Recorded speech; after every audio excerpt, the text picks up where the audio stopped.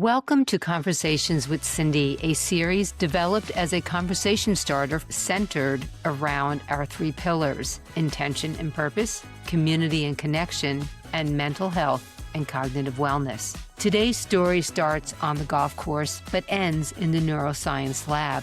I like to consider myself a golfer, love the game, and hope to grow old with it well into my encore years. My handicap, well, that floats somewhere between 27 and 31, depending upon how I'm playing, the level of concentration I bring to the course, some of the difficulty of some of the courses that I play, and frankly, the mood of the golf gods, who I now am truly convinced that they are real. No matter what, I love the time that golf provides for me to walk in nature. This story has equal parts humiliation and hilarity, and I promise you that even if you have never held a golf club in your life, you will probably recognize yourself in parts of this story, because this story about golf is really a story about life. And for me, the golf course teaches me the very same skills I need in life.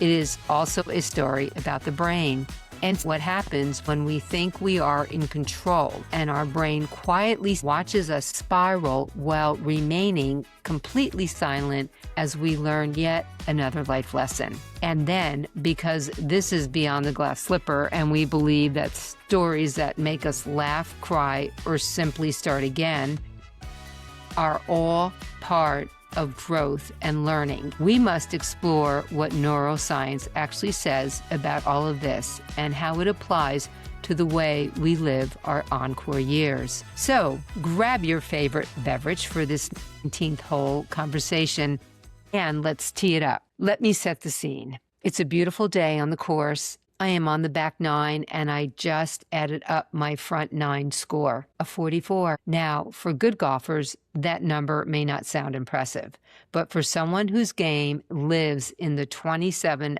to 31 handicap area code, a 44 means something important. It means I am in striking distance of one of my greatest golfing accomplishments, a round under 100. For golfers like me, breaking 100 is not just a score, it is a statement, proof that maybe my golf game extends beyond cute outfits and a ball cap.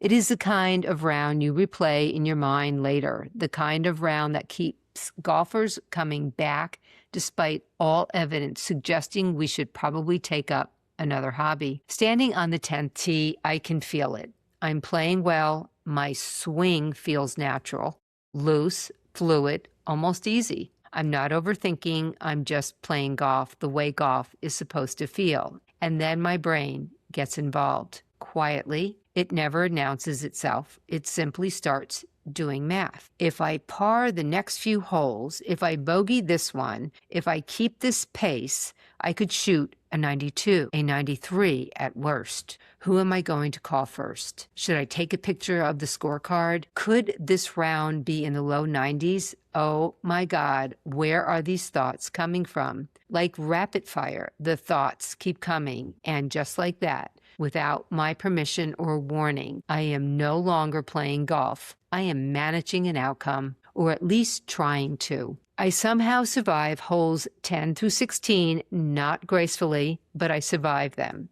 The swing no longer feels fluid. The grip is tightening, literally and figuratively. I try to shake it off. There's now a small voice in my head that believes I should attack the ball as if force is somehow the answer. But technically, I am still in the game. And then we arrive at hole 17, a par 4, a hole I played before, a hole my body knows. I step up, I address the ball, swing, and immediately shank it directly into the bushes about 60 yards off the tee. Now, a calm golfer would breathe, take a drop, and move on. I, however, was no longer a calm golfer. I was a woman watching a 92 disappear in slow motion. So after failing to find my ball, I take my penalty, drop another ball, dress it carefully, and hit it directly back into the exact same bushes about 40 yards closer to the hole. The same bushes. I really want you to sit with that one for a moment. At this point, I am collecting penalties the way some people, or I should say, the way some golfers collect golf shoes. My girlfriend is one of them. So here we are, plural penalties from a single hole. Apparently, I needed the full experience. I eventually finished hole 17 significantly over par and dragged what remains of my dignity to hole 18, telling myself, it's fine, you're fine, one hole, finish strong. I will spare you every painful detail except this. I scored a 10 on a par 5, a 10. And just like that, I finished the round over 100 again. And standing there on the 18th green, staring at my scorecard, I asked myself the same question I have asked many times before. Where did my skills suddenly go? I was playing beautifully. What happened? And this is where things get interesting. My skills did not disappear. They were there the entire time. My brain just stepped in on them and took over. The moment I stopped concentrating on the shot in front of me and started trying to control the outcome, everything changed. Here's what neuroscience tells us. When we learn physical skills, whether it is a golf swing, a tennis serve, dancing, surgery, or even driving a car, the brain eventually moves those skills into what is called procedural memory. That skill becomes automatic.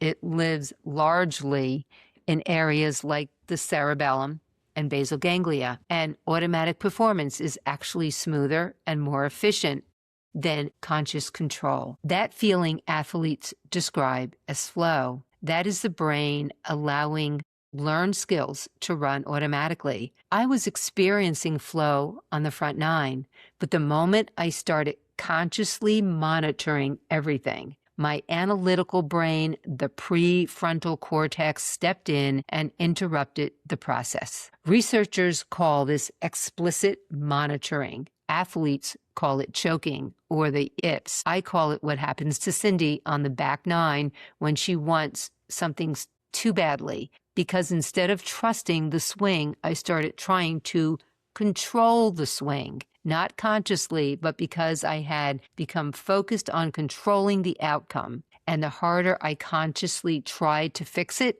the worse it became. The research on this has been replicated across sports, music, medicine, surgery, performance, and countless other areas of life. The pattern is remarkably consistent. A well-practiced skill often falls apart the moment conscious over-control takes over. So the real question is not, how did I forget to golf? Where did I lose my skills? Or better yet, how can I logically play so well on the front nine and fall apart on the back nine? The real question is, what made my brain decide it needed to take over? And the answer is usually one word: outcome. The moment I became attached to the outcome, I stopped playing golf and started playing poorly because I started trying to manage a result. And the fascinating part is this: the same part of the brain that calculates outcomes is not the same part of the brain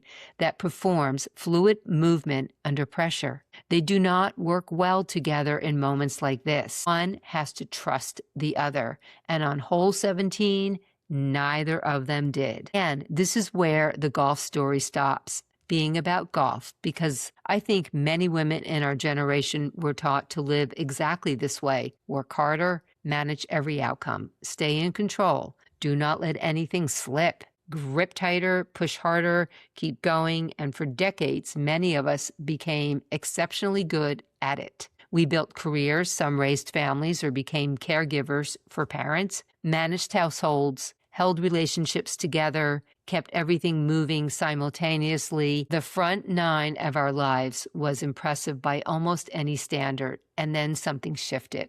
Children grew up, parents passed on, careers changed, relationships ended or evolved. Roles that once organized our lives and honestly organized our identity began to thin out. And suddenly many women found themselves asking, where did my confidence go? Where did my rhythm go? Why did I suddenly feel uncertain? Is this a skills problem or is this a grip problem? The women I hear from most often inside the Encore Women's Circle are not women who lack wisdom, strength, or intelligence or capability. They are women who spent decades managing outcomes so carefully that they had forgotten what it feels like to trust themselves, to let the accumulated experience work for them instead of constantly monitoring every movement and second-guessing every decision. And here's the paradox. Neuroscience actually supports loosening the grip is not losing control. It is often the highest form of allowing the wonderful things we already do well to happen more organically. And at some point, we have to trust the life experience we have built, the wisdom. Or we can go back to the golf game. You built the swing, you practiced it for decades. You do not need to consciously manage every movement anymore. Sometimes you simply need to step up to the ball and let the swing happen. In closing, I want to leave you with this. The next time you find yourself gripping, whether that is a golf club, a plan, an expectation, or a version of your life that no longer fits the way it once did, ask yourself one question. Am I still playing the front nine, or has my brain stepped in and started doing the math? Because the skills are still there. They did not disappear. They are waiting for you to trust them. As for my golf game, I am working on it. I have accepted that the golf gods find me genuinely entertaining, and honestly, I have made peace with that. I now consider every round a case study in neuroscience, which is either a very enlightened or very sophisticated way of explaining a 10 on a par 5. Possibly both. If today's episode resonated with you, I would love for you to join us inside the Encore Women's Circle, a community of women learning to loosen the grip, trust what they have built, and step more fully into the life they desire. When you join, you will receive 2 free gifts, Tending to Your Garden and The Art of the Polite No. The link is in the show notes. This has been the Conversations with Cindy series. Thank you for spending this time with me today. And before we go, 2 things. Number 1, brain,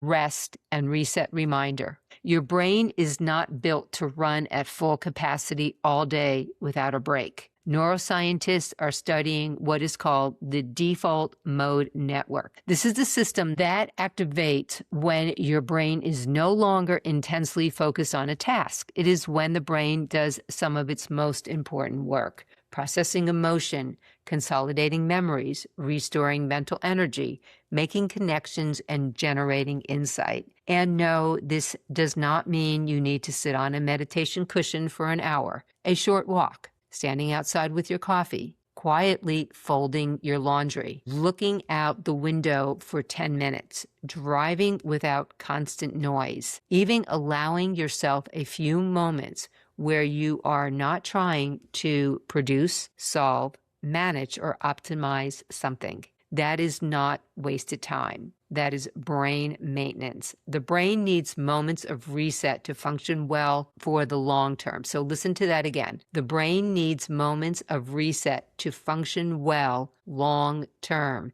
especially in a world where many women have spent decades carrying mental loads that rarely shut off. So today's reminder is simple. Give your brain permission to rest occasionally and then actually let it.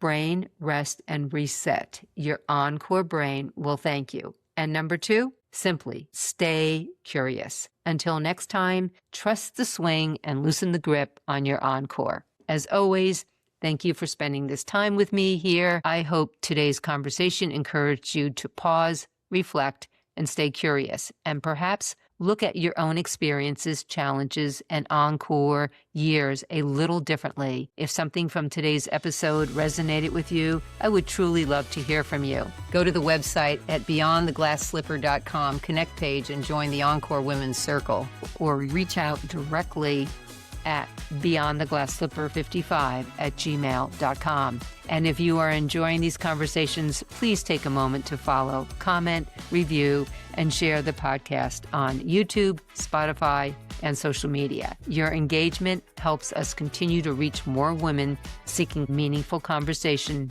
during their encore years. Until next time, stay curious, stay intentional, and remember, it's time to let your encore evolve.